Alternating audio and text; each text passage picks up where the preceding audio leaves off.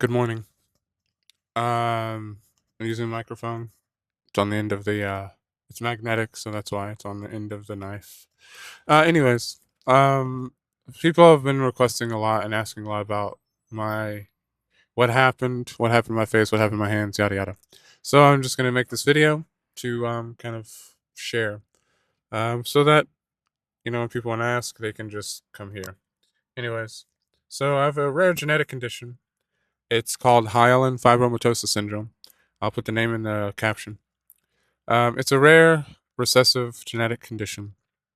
There's like less than 200 people in the world with the condition. So basically, what it does is cause my body to overproduce hyaline tissue, which is a connective tissue that accumulates in bumps under the skin. Right. So you can see them on my fingers. Right. There's little ones that have been on my nose. They're on my head. You can see them around my joints, right on my along my arms. There's ones that on my chest.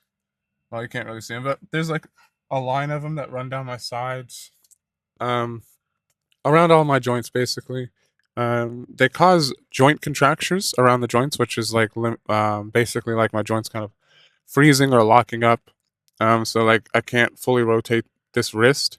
Now it hasn't always been that way. As I've gotten older, the contractures have gotten worse and worse. There's always been a limitation, but when I was younger, it was mild. It's getting more and more severe as I get older. Um, I think with some physical therapy and stuff, and being a little more active soon, that will help um, kind of counterbalance it. It won't stop it, but slow the progression.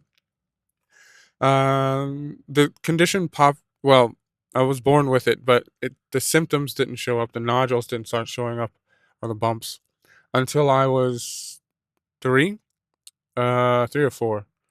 And then it's progressive. So like as I've gotten older, the symptoms have gotten worse and more severe. At least as far as um the bumps go. Now there were some other um mine is more mild in nature, moderate in nature than some others. There's some that kids that are born with it, like they show symptoms in as an infant. When that happens, it tends to be more acute and aggressive in nature. So mine is not. Um, yeah. There's like another symptom that's like gum swelling. That used to happen as a kid, but it kind of went away as I got older, thankfully. Um, yeah, so they grow all over. And I've had the only treatment for them is surgery, surgical removal. And I've had close to 35 plus surgeries in my lifetime to remove them. A lot of times, unfortunately, they will grow back. It doesn't stop them from growing back. So I've had surgery on my hands multiple times, on my toes, on my ears, on my nose. That's why they look a little different, right? So um, sometimes the nodules are big, sometimes they're small, sometimes, yeah, I mean, they grow all over. So the ones that, depending on where the location, right, that's will depend on the pain. The ones around my joints cause a lot of, like, I guess you could say, like, arthritic type feelings where it's very stiff, sore, throbbing kind of sensation, very achy.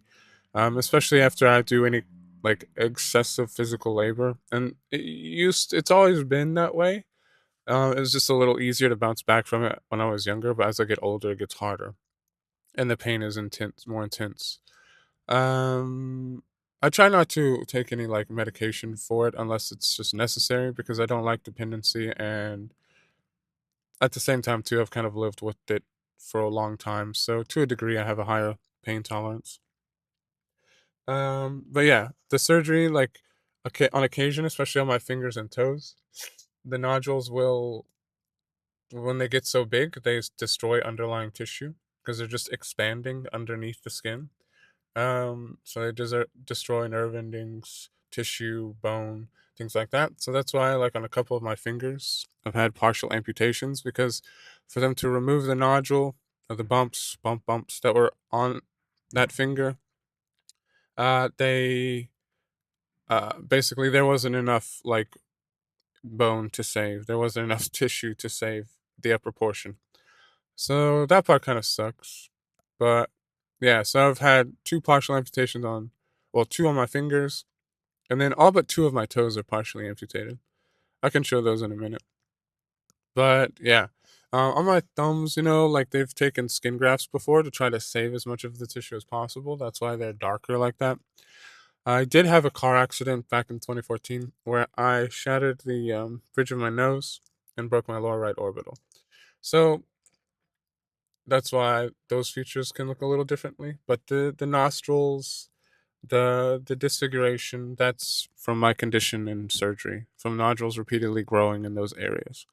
So yeah, the same thing.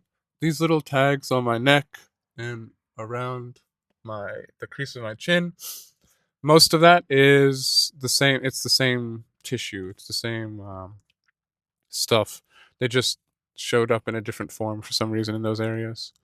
Um, but yeah, and so yeah, here's my toes. So even after the amputations, you can see on my big toe, there's bigger nodules, bumps growing on it. So hopefully within the next year I can get that removed.